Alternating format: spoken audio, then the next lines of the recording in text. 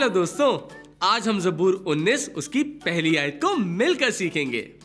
तो पहले मैं आपको पूरी आयत सुनाऊंगा और आप ध्यान से सुनेंगे। फिर एक लाइन मैं बोलूंगा और आप उसको दोहराएंगे और आखिर में हम मिलकर पूरी आयत को बोलेंगे। तो क्या आप तैयार हैं?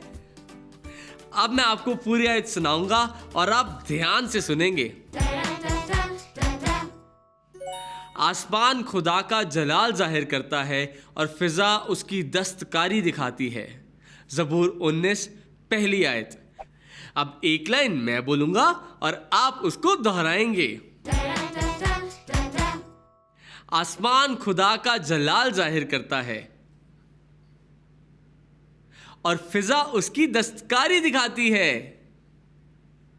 ज़बूर 19 पहली आयत। वाह, बहुत अच्छे। आप सबने तो इस आयत को बहुत जल्दी सीख लिया। तो क्यों ना हम इस पूरी आयत को मिलकर बोलें। आसमान खुदा का जलाल जाहिर करता है और फिजा उसकी दस्तकारी दिखाती है। ज़बूर 19 पहली आयत।